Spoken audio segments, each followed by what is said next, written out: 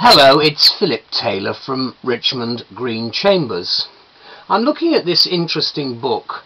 It's entitled Lord Woolf, The Pursuit of Justice, and it's a series of comments made by Sir Harry Woolf over his long and distinguished career as a lawyer and as a judge. I gave the heading to this review, which appears on the internet, Prepared for Law, Not the Politics, Harry Woolf's Easy Charm. And that's exactly what this book is about. I like the book because it has the easy charm and the depth of its subject, Harry Woolf, whose character actually comes out very clearly in this work, and it's been very well structured by Christopher Campbell-Holt. I liked Lord Woolf when I met him some years ago at a prize giving at the University of London, where he presented one of my students with the first prize for the LLB. And I can see from just a relatively short meeting how much of his personal motivation and thought actually shines through in this excellent set of essays.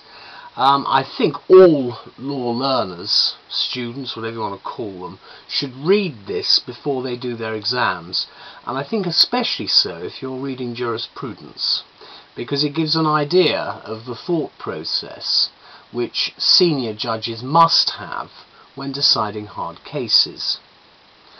The layout of the book places his lectures and writings in their context and gives a valuable glimpse, in my view, to the world of top judges and the tremendous issues which confront them with their work.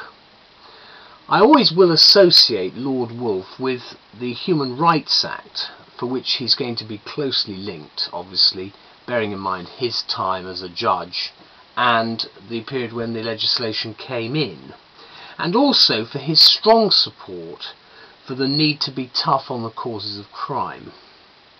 And also, I think we will all remember him with great regard for the civil procedure rules, which will be his legacy.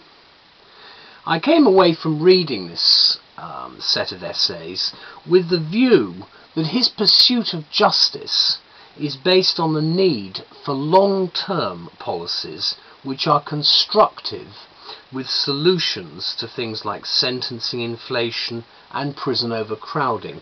And I in fact got the title of my review, Prepared for Law but Not the Politics, from an interview he conducted on the commercial channels when this book first came out.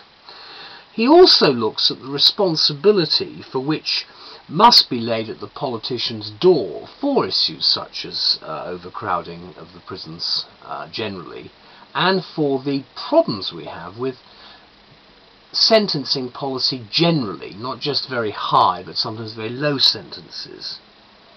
Lord Woolf has talked about a residual power concerning human rights, and this is what he says, which may not need to be an intrusion. I think that's very important, because obviously some people viewed human rights as a bit of an intrusion. I certainly have very grave doubts about certain parts of the legislation, and I know that they will need to review the working of it with an amended act at some stage.